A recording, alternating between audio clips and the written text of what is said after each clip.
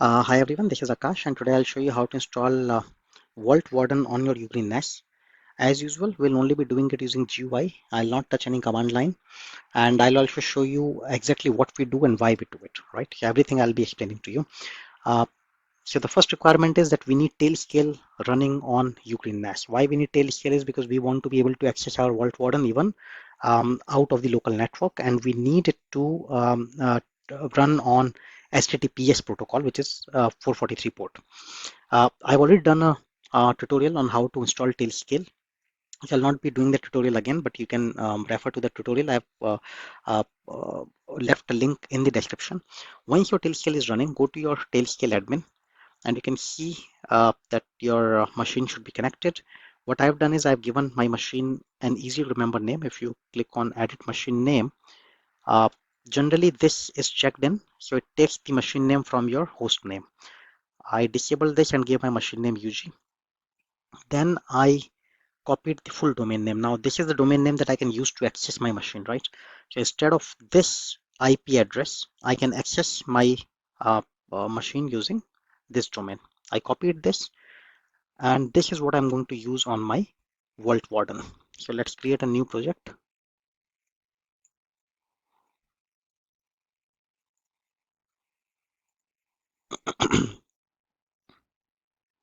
And this is the YAML file that I'm going to use. Let me explain to you what it does. We are a service that we are running with the name of Vaultwarden. Container name will be Vaultwarden. This image part, this is the most important part. Always make sure that you use the official image, because if you use a compromised image, then it's it could do anything to the extent that you allow it to. Of course, it can run in a container. It will be isolated, but still, you don't want an unverified image running on your Ugreen. So always make sure that you use the official image. We are going to use the official image. This is the environment. This is a domain that we copied from here. Uh, this is where it will do everything. It will publish the services and everything. WebSocket we need to enable. One volume we have defined within the directory, within Vault 4 directory. Shared folder Docker Vault 4. Inside this there will be a directory called VW data, which will have all your data. So if you later on need to move it or need to update it, you know that this is where your data was, right? In the port, we are going to use these ports. 8080 port is going to be redirected to 80 port within the vault, and 3012 will of course go to 3012. Why we had to use 8080 is because 80 port might be used by some other service, right?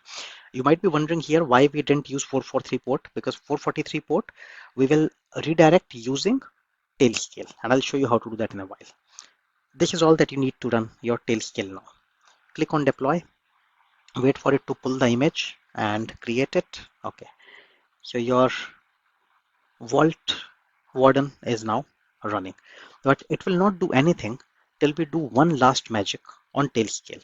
So if you see your Vaultwarden, this is running on port 8080, but every application expects it to run on 443 port. So what we are going to do is we are going to Tailscale.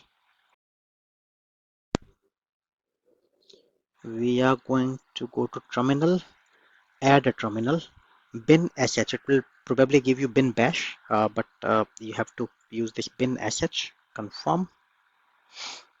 All right.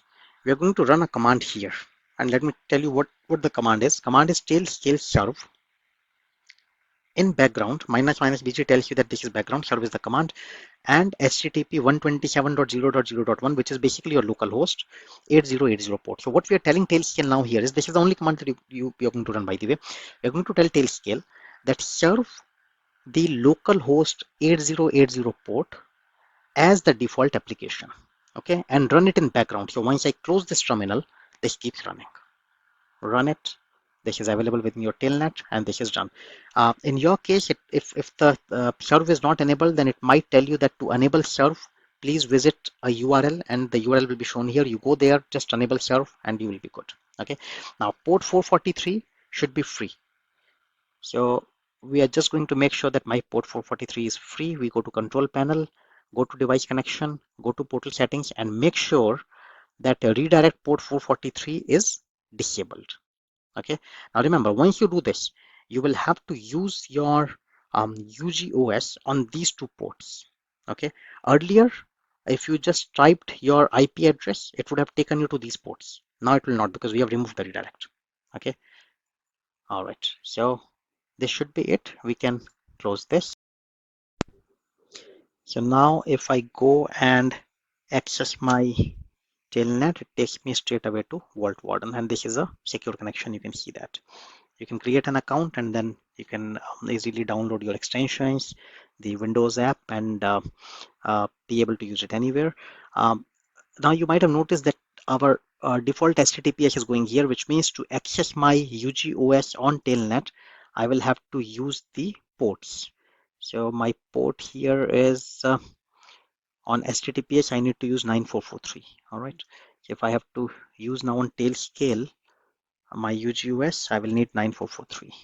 And it takes me to UGOS, right? So your UGOS is now running on 9443 and 443 port is taken by Vaultwarden.